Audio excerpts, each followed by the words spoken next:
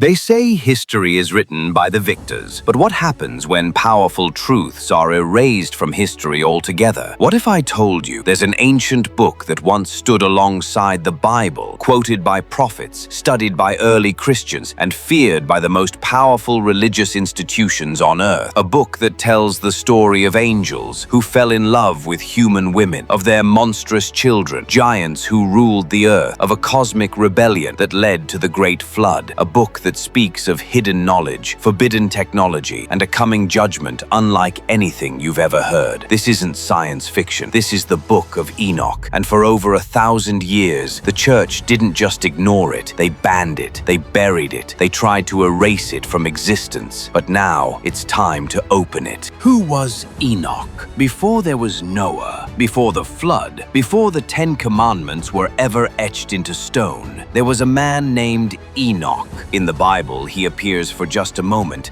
a footnote in a long genealogy, but his story is unlike anyone else's. The book of Genesis says, "And Enoch walked with God, and then he was no more, because God took him." He didn't die. He didn't age. He vanished. But where did he go? Ancient texts say Enoch was chosen not to witness the divine, but to walk among it, to see heaven, to speak with angels, to write down what no human was ever meant to know. His writings would become one of the most controversial religious documents in history, the Book of Enoch. Not just a single scroll, but a collection of visions, prophecies, and revelations. It describes dimensions beyond Earth, the structure of heaven itself, the future of mankind, and most dangerously, it names the angels who defied God. So why don't we hear about him in church? Why did Christianity, Judaism,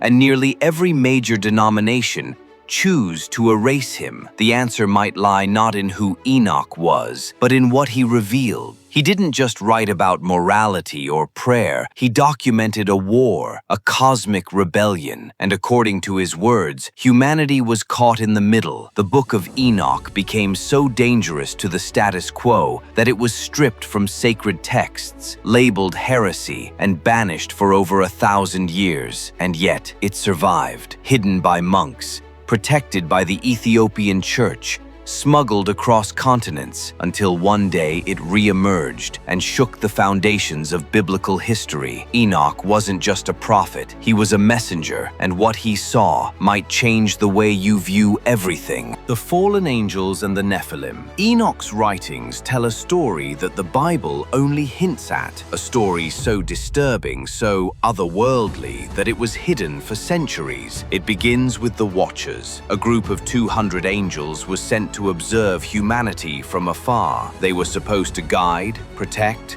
remain unseen, but instead they fell, not by accident, by desire. The Watchers looked upon human women and burned with lust. They descended from heaven and took them as wives. They broke divine law, and with it, something unnatural was born. The Nephilim, giants, hybrids, creatures of immense size and strength, but no soul, no mercy. They devoured everything. They ruled over mankind as gods, not with wisdom, but with violence. But the corruption didn't stop there. The Watchers taught humans what they were never meant to know: how to make weapons of war, how to manipulate the stars, how to summon spirits and control nature, sorcery, blood magic, forbidden arts. This was not enlightenment. This was an infection. Humanity had been gifted knowledge, but at the cost of its soul. Civilizations rose in glory and fell in chaos. And as the earth drowned in blood and fire, Enoch was shown a vision of what was to come: a cleansing, a flood, a divine reset. But before judgment came, the Watchers were judged. God commanded the archangels to act. Michael, Gabriel, Raphael, they descended like fire. They bound the Watchers in chains of fire and stone and cast them into the deepest pits of the earth. The Nephilim, they were destroyed in the flood, erased from the face of the earth, but not from memory, because Enoch wrote it all down. Names, locations, punishments. He wasn't just a witness, he was a recorder, a scribe of divine justice and cosmic rebellion. And if what he wrote is true, then the greatest threat to humanity didn't come from below, it came from above. The banishment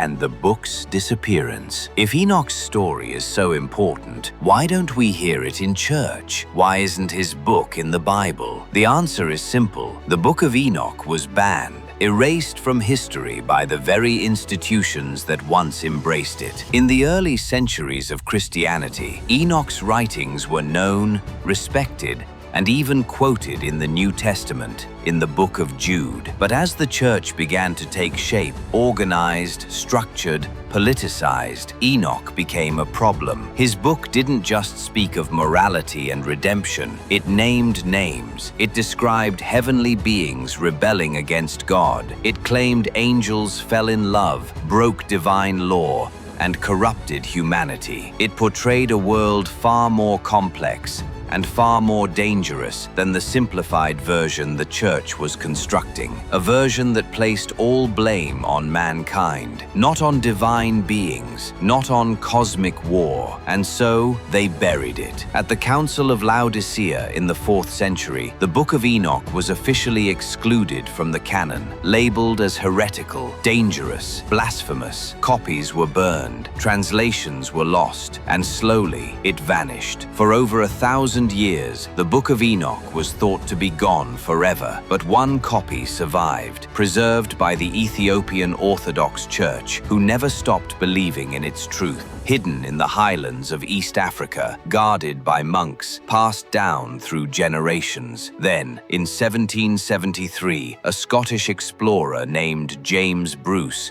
journeyed to Ethiopia and returned with 3 manuscripts of the Book of Enoch. When scholars in Europe read it, they were stunned. The book existed, it was real, and it was nothing like anything they'd ever seen. Since then, it's been studied, translated, and debated, but still, many churches refuse to acknowledge it. Why? Because the Book of Enoch challenges the narrative. It paints a world where angels fail, where power corrupts, where humanity suffers not from sin alone, but from being caught in a war between realms, a war we were never supposed to know about. What's inside the Book of Enoch? So, what exactly does the Book of Enoch say? What was so dangerous, so controversial, that it had to be buried for over 1,000 years? Let's open it. The book is divided into 5 major sections, each one more bizarre, more cosmic, more unsettling than the last. It begins with the Book of the Watchers, the story of the 200 angels who fell to earth. It describes how they descended on Mount Hermon, how they swore an oath to defy heaven, and how they corrupted mankind. But it's not just a story of lust and giants. It's about technology, about forbidden knowledge. The book names the angel Azazel,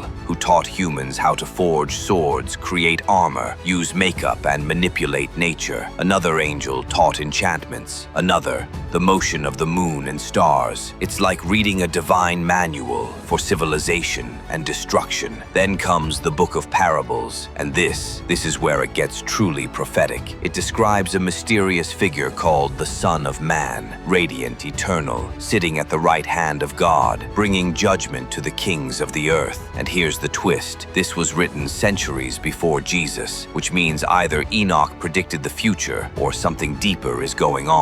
The book also explores the 7 heavens, the realms of punishment, and a place called Sheol, a shadowy underworld where souls await judgment. It describes portals in the sky, a flat earth with winds and corners, and stars as sentient beings, each one with a name and a purpose. It talks of a final battle, a day of reckoning, a time when the imprisoned angels will rise and the earth will tremble. Some of these ideas are echoed in the Bible. Others, they were left out entirely, and maybe that's the point. Maybe the Book of Enoch wasn't erased because it was wrong, but because it revealed too much about angels, about the nature of evil, about humanity's true origin and its final destiny. Because if Enoch is telling the truth, then everything we thought we knew about history, religion, even reality itself might be incomplete. The final reflection. The Book of Enoch was never just a story, it was a warning, a message across time from a man who walked with God and saw what was coming. He wrote of rebellion in heaven, of beings punished for defying divine law, of knowledge given too soon, and a humanity caught in the crossfire. And then his words were silenced. Ask yourself, why would religious institutions go to such lengths to erase this book? Was it to protect the faithful or to protect their version of the truth? Because if even part of Enoch's vision is real, if the Watchers did fall, if the Nephilim walked the earth, if ancient knowledge was suppressed, then our history is not what we've been told. It's deeper, darker, and far more mysterious. But maybe that's exactly why you're here, because you've always felt it, that itch beneath the surface of what we're taught, that something's missing, something we were never meant to find. You found it. The Book of Enoch is more than a banned text. It's a crack in the wall, a glimpse behind the curtain, a whisper from the past that refuses to be silenced. And now you know it exists. So the question is, what else have they hidden from us? What other truths lie buried beneath centuries of silence? If you're ready to keep digging, you're in the right place. Subscribe to Quantum Mysteries, where the lost is uncovered, the forbidden is explored, and the truth is never where you think it is.